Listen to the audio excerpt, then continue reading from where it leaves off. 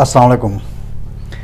Subsidy अंग्रेज़ी ज़ुबान का लफ्ज़ है जो हमारी ज़ुबान के अंदर ज़्यादा बोल बोल कर अभी तहलील हो गया है और हमारी ज़ुबान का ही लफ्ज़ लगता है।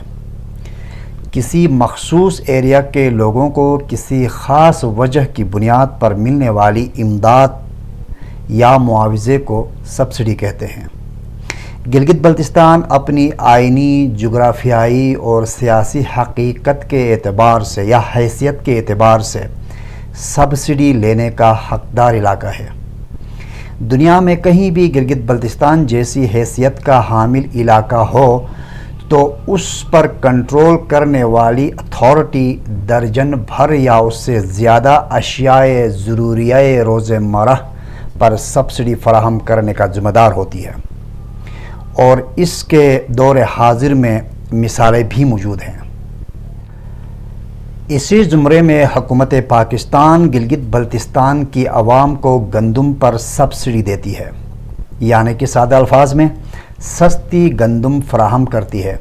गंदम मिलों में पिसकर आटा बनकर फी बंदा फी नफर कभी 3 किलो, 3.5 किलो, कभी 4 किलो, कभी 5 किलो एक महीने के लिए एक बंदे की खुराक में मिल जाता है।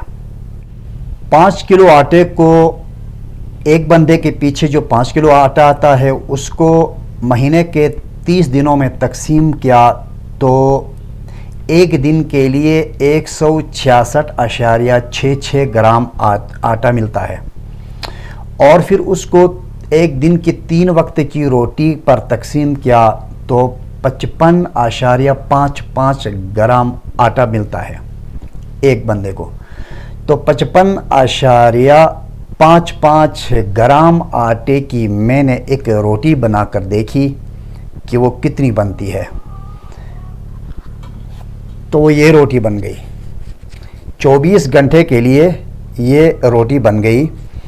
अब इस रोटी को लेकर मैंने या किसी भी सब्सिडी का आटा खाने वाला, सब्सिडी पर इन्हसार करने वाला बंदा इस रोटी से 24 घंटे का दिन गुजारना है। तो इसके 3 अगर टुकड़े किए जाएं तो इस तरह से इसके 3 टुकड़े हो जाएंगे और ये एक टुकड़ा सुबह नाश्ते के लिए, ये दूसरा टुकड़ा दोपहर के खाने के लिए और ये तीसरा टुकड़ा शाम के खाने के लिए सब्सिडी में काफ़ी तस्वुर किया जाता है।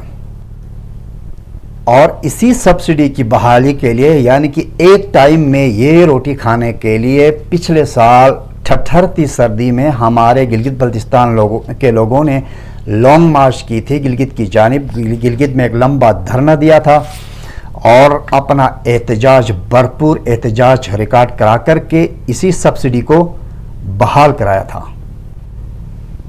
एक तरफ तो ये हाल है तो दूसरी जानिब इस तरह की बातें सुनने को मिलती हैं, अफवाहें या हकीकत, इस तरह की बातें सुनने को मिलती हैं कि फूड डिपार्टमेंट में काम करने वाले कई लोगों की मुआशी हालत ऐसी बदली है कि जैसे वो सोने के कानों में काम करते हों, उनके अपने सोने के कान हों। अब इस बाबत कंप्यूटराइज्ड निज़ाम मुतारफ़ कराया जा रहा है जो कि आखिरी मराहिल में है। तो देखते हैं कि कंप्यूटराइज्ड निज़ाम फूड डिपार्टमेंट में आने के बाद क्या गुल खिलेंगे, लोगों के किस तरह से की ज़रूरियात पूरी होंगी, ये आने वाले महीने में पता चल जाएगा। बात कैसी लगी कमेंट कीजिए, लाइक कीजिए, चैनल को सब्सक्राइब कीजिए और गाड़ी को आहिस्ता से चलाएं। अल्लाह निगहबान।